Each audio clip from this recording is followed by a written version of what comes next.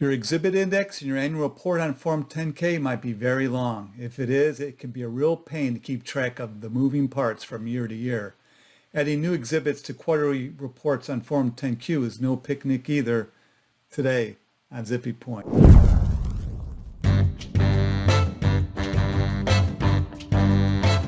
I'm Brock Romanek, and I'm a big fan of U's. For your Form 10Ks, 10Qs, and 8Ks, Item 601 of Regulation SK requires the filing of many exhibits, including the all-important exhibit index. The exhibits required for each of these is set forth in a lengthy gridded chart. In here you can see in Item 601 of Regulation SK. Then there's a complete description for each type of exhibit beneath that chart in Item 601B.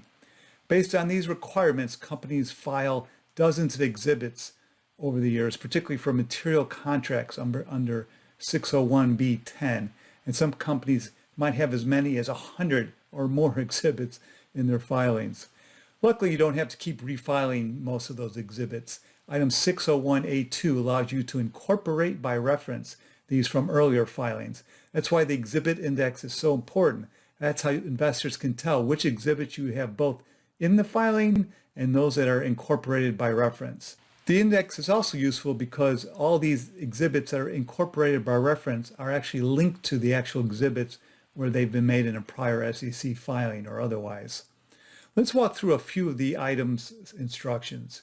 Instruction 2 to Item 601 enables you to only file one copy of substantially identical documents, a form of agreement, that kind of thing, with a schedule identifying any omitted documents and any material details about how those documents differ from the filed version.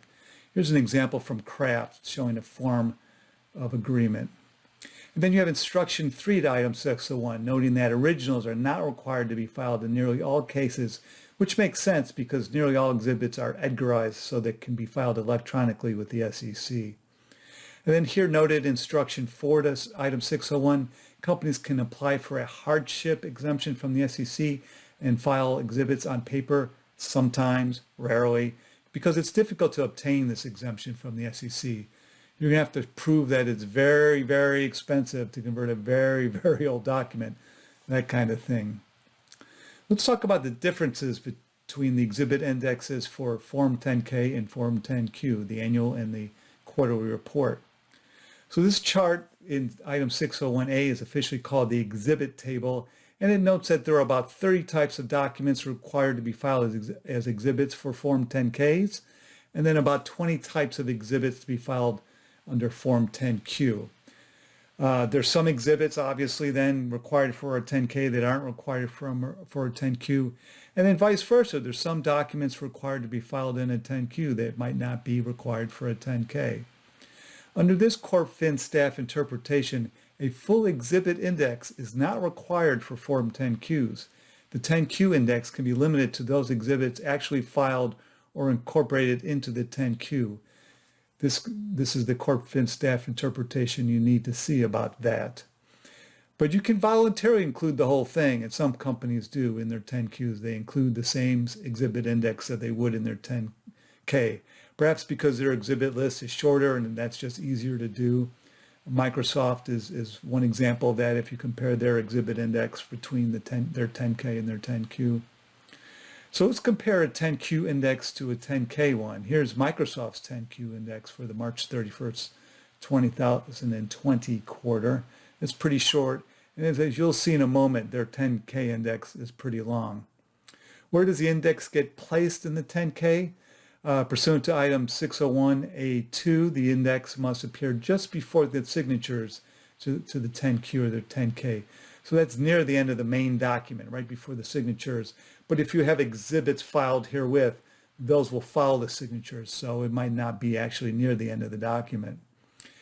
How to number your exhibits. So Item 601A2 states that each exhibit must be listed in the exhibit index according to the number assigned to it in the exhibit table. So material contracts fall under 601B10.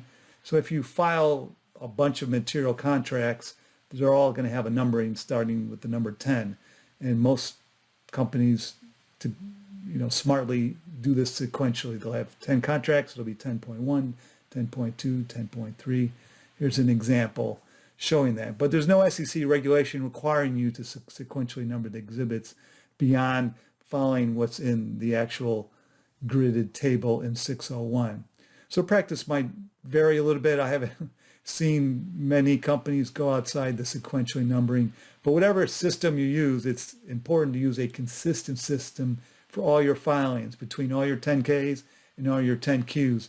That will enable you to cleanly incorporate exhibits by reference from previously filed SEC filings using the same exhibit number. You need apples to apples here, not apples to oranges. You need to help investors get to where they need to go. So here's an example, and then this example shows how you can add some new exhibits later in and then squeeze them in between two existing numbers by extending out the digits. So between 10.1 and 10.2, you might insert a 10.11 or 10.12, that kind of thing. If you delete an exhibit because it's no longer material or it just doesn't exist anymore, the performance has been completed under the agreement, it's just best to delete it from the exhibit index and not to bother worrying about renumbering your numbering system. I know it might look odd that you have some holes, but it's better to be consistent than worry about how it looks. There's 4 types of exhibits that need notations in the exhibit index. The first is exhibits incorporated by reference. Rule 12b-32 allows you to incorporate by reference, and almost all companies, all companies do incorporate by reference. They don't refile their exhibits every year in their 10K. And instruction 2 to the exhibit table clearly allows you to incorporate by reference.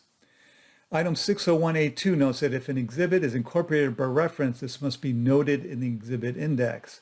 And companies do it in a variety of ways. I love the way Microsoft does it. It has a chart in columns, as you can see here.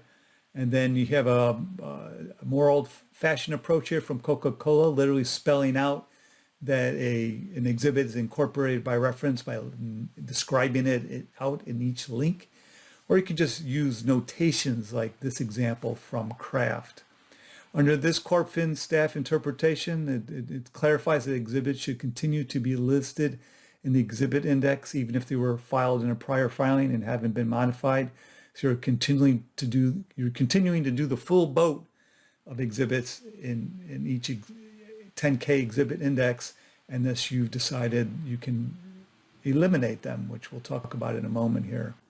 Item 601A2 also tells you that you have to provide an active link in your exhibit index to each incorporated by reference filing. So you'll have to link, this rule came about in 2017, and it's really useful. An investor can now easily get to all these incorporated by reference documents rather than having to pull up the various filings from over the years where you've filed the exhibit herewith. The SEC has noted that you have an inaccurate or a non-working exhibit link that doesn't render your 10Q or 10K materially deficient all by itself. Exhibits for which confidential treatment is claimed, here under 601B44, companies can simply mark the exhibit index to indicate the portions of the exhibit that have been omitted, mark the filed exhibit with brackets to show where information has been omitted, and then add a prominent statement on the first page of the redacted exhibit to indicate that marked information has been omitted from the exhibit because it's both not material and it would likely cause competitive harm to the company if publicly disclosed. This is the change from the confidential treatment request process, that change that came about pursuant to the FAST Act in 2019. And you can see here a CorpFin staff announcement about it. I'm sure the staffers were very excited to be relieved of the obligation to review confidential treatment requests. It is not a fun activity when you work in the SEC. So this is a big deal, both for the staff and then for those of us on the outside that we don't have to file these requests and go through that process. You can just go ahead and make a notation in the index when you're doing this. Material management contract or compensatory plan. This is the third category. These exhibits should be identified by such as a footnote to the exhibit index. And this requirement can be found in item 15A3 of Form 8K. There's no corresponding requirement in Form 10Q. And here's an example from Kraft. They've used footnotes to know which are management contracts or compensatory plans. The fourth category here is exhibits filed in paper. Again, you have to get one of these rare hardship exemptions. And if you do, the exhibit must be identified by a letter P, stands for paper, placed next to the name of the exhibit in the exhibit index, and then denote whether the exhibit is filed pursuant to a temporary hardship exemption, TH, or a continuing hardship exemption, CH. And then if an electronic conforming copy of the exhibit is filed pursuant to a hardship exemption, the index should specify that the copy can be, where the copy can be located with the, I don't know, I'm going to delete this shit. Removal of exhibits from the exhibit index. It can be pretty hard for a company to decide to remove an exhibit. You'll hear Roland Kelly talk about this in a minute. Removing an exhibit simply means that you're deleting it from your exhibit index because you've already filed that exhibit in full and it's been incorporated ever since. It might have been years and years since that exhibit was first placed in your exhibit history. These things can be hard to kill off because it's just so easy to continue listing them. As I mentioned earlier, any newly deleted exhibits means that you'll have some missing item numbers in your sequentially numbering system, but that's life. It's better to do it this way rather than renumber your exhibits and lose your consistency. And within some of the items here, within item 601B, there are some guidance about when it's safe to remove an exhibit. So for example, under 601B10, material contracts are defined to be those that are performed in whole, that are still to be performed in whole or in part after filing the reports, though it's an active ongoing contract. I'll spend a minute talking about if you amend your 10K or 10Q, you should include your entire exhibit index. This is Rule 12B15, requiring amended reports to set forth the complete text of each item as amended. So if you're including an updated CEO, CFO certification or some other exhibits in an amended 10K or 10Q, you're just going to put in the full boat, the full and entire previously filed exhibit index again, not just a very short index for these new items. So now I'm going to bring on Roland Kelly to talk for a few minutes about how the in-house lawyer actually goes about updating the index each quarter. So my guest today is someone who I've known for over 20 years since our days together at the SEC. Roland Kelly has been in-house for 20 years, having just made a switch to Velocity Financial to serve as general counsel and corporate secretary after a long career at Jefferies Financial Group, where he served as a right hand to the general counsel with the title of managing director, associate general counsel, and assistant secretary. Roland has a unique background because Jefferies also has some major subsidiaries, one of which Roland served as the de facto chief legal officer and chief compliance officer. Today on Zippy Point. Quick Zips by Zippy Point. Quick and dirty. How do you manage your process so you know when to update those indexes in the periodic reports? Right. I'm laughing because it's kind of funny. With a company we took over, I took a look at their exhibit index, and they had contracts from 10 years ago that clearly no longer applied. So obviously somebody has to be tasked with the responsibility to review that index table every single quarter. And that's my role, unfortunately. And so I kind of go through this script, if you will. I just refresh myself. Go on Edgar, look at all the 8Ks that we filed recently, and make sure that we have everything that we need to have. And then I'll take a look at what we actually disclose. Are there any material contracts that we can remove now because they're no longer material and there's no longer any obligations under those contracts? I, again, just kind of look at it from, are there any compensatory agreements that need to be added? And I kind of just do it that way. Do you hate that process? Sometimes I do, because it forces me, there was a material contract that was filed and I'm no longer servicing that area of the business. I have to go bug other people to try to figure out, is this contract still in existence? and do we still have obligations under the contract? Yeah. So it's it's a thankless task, but somebody has to do it. Killing contracts can be hard off the index for sure.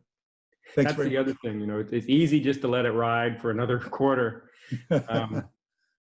And nobody, sometimes it's nobody wants to take the responsibility of saying that, yes, you can remove it. Exactly. Thank you so much, Roland. You're welcome. Thank you.